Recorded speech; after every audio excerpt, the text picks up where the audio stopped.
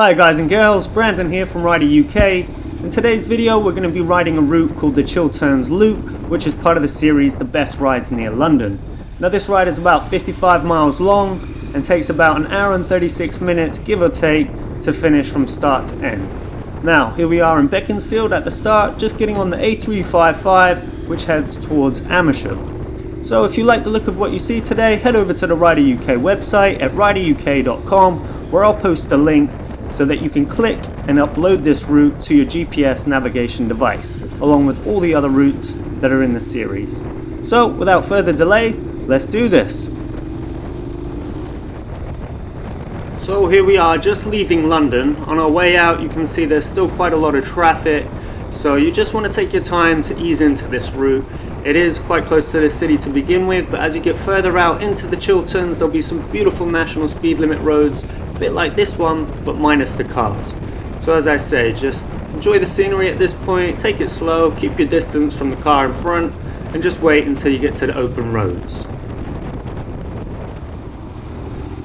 So as you leave Chesham's Old Town, you're going to come to the B485, which is the first kind of highlight along this route. It's a national speed limit, so up to 60 because it's single lane, but it's got long straights and broad bends with little traffic, and if you're lucky you'll get blue skies like I had on the time of recording.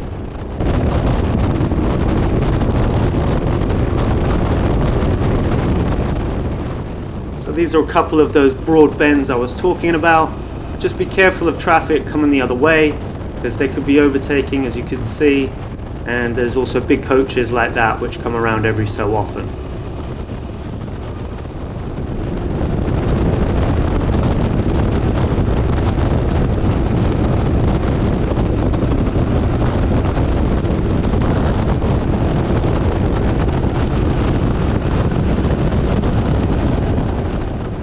As you ride beyond Great Missenden, home to one of my favourite YouTubers, you'll hit another NSL stretch with space up front to open up. Be careful of the varying road conditions, it can get a little bit bumpy, and light through the tree line canopy can be a little bit distracting. If you want to find out which YouTube channels I watch, head to the Motorcycle Media page on the Rider UK website, where you'll find a list of some of my favourites.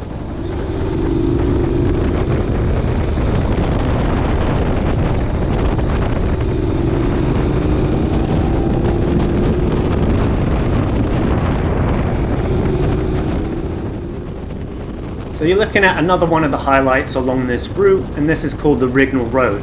Now this segment of riding is great. You've got maybe 15 to 25 minutes of solid open road where you can just open the throttle up and have some fun, because this one is just the other side of Great Missenden from the B485.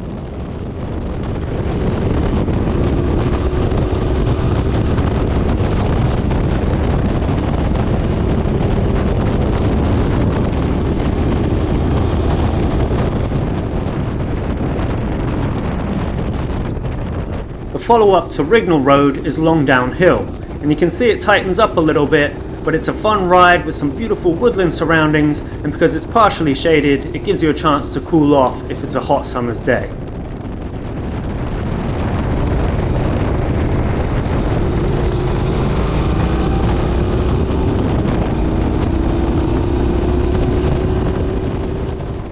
Halfway through the route, you're going to be on the B4009 headed toward Watlington. Now this is an easygoing midway point, which you can cruise along at 40 to 50 miles per hour. The speed limit does fluctuate back and forth. Now it can be busy and buses can be expected in front, so this is more suited to relaxing and taking it at a slow pace and soaking up the area of outstanding natural beauty which you'll be riding through.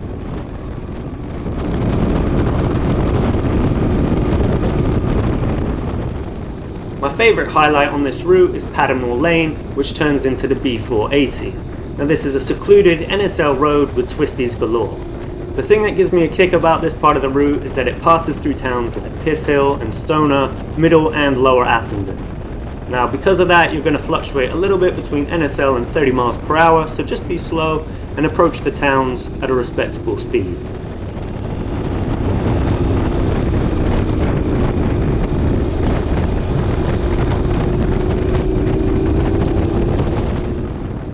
There's plenty of opportunities to overtake on the B480, where there's a clear vision of the road ahead you can just make a smooth pass and get back in your lane.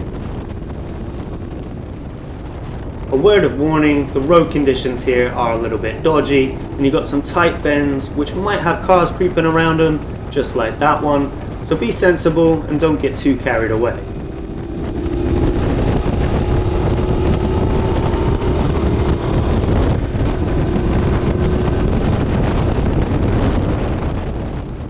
The final highlight along this route is the A4155. Now this is just past Henley, which is a beautiful town if you wanted to stop and have some lunch on the river, or if you like this kind of thing, there's the Henley Regatta from the 27th of June to the 2nd of July this year.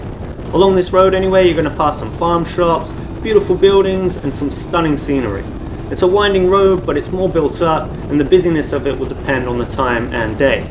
I was filming this on a Tuesday afternoon and got lucky, so I had big open stretches in front of me, but as I said, just be warned that it might be a little bit busier when you choose to do this ride.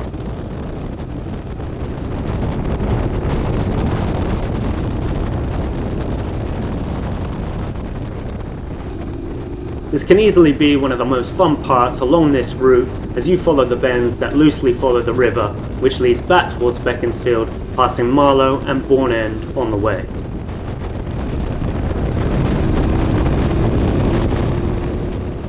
So as we finish up this ride, I just want to remind you that if you visit rideruk.com, there'll be a link on the website which you can click and replicate this route without any trouble or planning needed by yourself.